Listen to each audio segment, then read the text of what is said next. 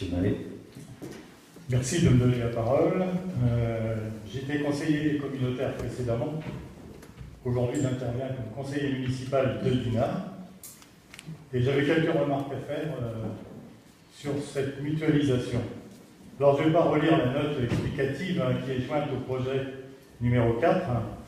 Je relève simplement quelques expressions très importantes. Rationaliser les dépenses publiques, optimiser l'organisation afin d'éviter les doublons. Je reprends l'explication.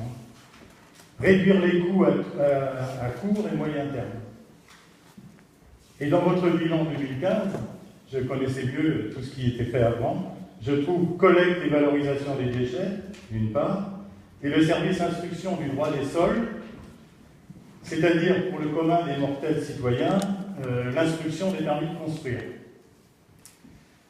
Dans le premier cas, c'est-à-dire collecte et valorisation des déchets, on est loin d'être allé jusqu'au bout de la mutualisation, puisque les taux ne sont pas harmonisés entre les communes, et on ne voit pas pour l'instant un plan d'harmonisation de ces taux se mettre en place.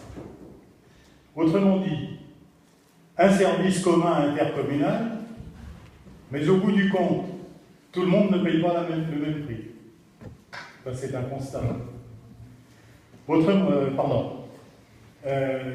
Dans la mise en place, ce n'était pas facile, hein. Bien sûr, Dinard a transféré tout son matériel de répurgation, c'est-à-dire les camions, etc., pour 1 euro symbolique. Parallèlement, Dinard a transféré aussi sa taxe des ordures ménagères. Par contre, tout le travail, toute la charge n'a pas été transférée, correspondant à cette taxe des ordures ménagères. Elle a été incomplète.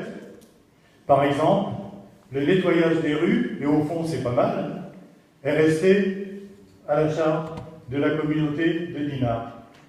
Même chose pour les débris verts et pour les encombrants, les cartons, vous savez, des commerçants, etc., etc. Or, toute la taxe avait été transférée. Et heureusement, l'intervention du préfet a fait que 500 000 € environ ont été reversés à la communauté de Dinard. C'est bien ça. Ou seront reversés. Hein. Bon, tant mieux, hein, c'était une erreur d'appréciation, mais ça montre qu'il faut faire très attention quand on fait des transferts, que le transfert de recettes soit bien, de taxes soit bien fait en même temps et correspondant aux charges qui restent ou qu'on a demandées. Mais je me demande quelle est quand même l'économie pour les Dinardais. Deuxième cas, je suis un petit peu long. Hein. Dans le deuxième cas, les départements se sont dessaisis de l'instruction des permis de construire pour les petites communes. Par conséquent, et c'est une bonne solution, le service dédié à ces permis de construire a été organisé au niveau de la communauté. Bien sûr, ce sont les maires qui signent les permis de construire. C'est toujours leur compétence. Alors, qu'en est-il pour Dinard? Pour Dinard, il y a délégation de compétences, si bien que Dinard, et ça je le regrette, se retrouve avec un bureau d'instruction des permis à Dinard et un bureau d'instruction des permis à la communauté. Ça veut dire que les Dinardais, alors c'est vrai, peuvent aller dans un des deux bureaux. Mais en même temps, ils payent les deux bureaux. Ils payent les deux bureaux à travers les impôts de Dinard et ce qui correspond à la communauté de communes. Alors, si on n'appelle pas ça un doublon, je ne sais pas ce qu'on appelle un doublon. Il n'existait pas avant, il existe aujourd'hui. Vous me répondrez, pas de problème. Ça complique inutilement les choses, évidemment, parce que mon copain à côté à Saint-Lunaire veut un permis de construire, il va à la communauté. Et moi, si j'en veux un, je viens à Dinard. Ou à la communauté. Donc je me demande aussi, dans ce cas-là, où est l'économie pour les Dinardais? Et puis je termine. Vous savez bien que je suis favorable, je l'ai toujours dit, aux communautés de communes ou d'agglomération, que je suis très favorable à la mutualisation.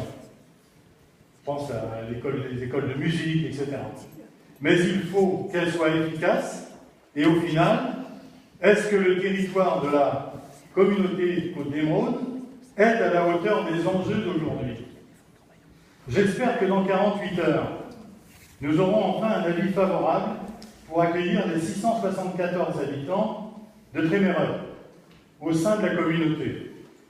Mais ce n'est pas cet apport-là qui va muscler la communauté. À moyen terme, il faudra bien étudier un rapprochement avec Saint-Malo-Aglo, quand on pense en particulier que notre nouveau canton va jusqu'à Saint-Servant et Saint-Jouan, à cheval sur la Rance, en passant sur un barrage hydroélectrique très pertinent et avant-gardiste, mais qui est devenu un barrage à la circulation automobile. J'ai dévié un petit peu, hein, mais c'est dans le fil de ce que je pense.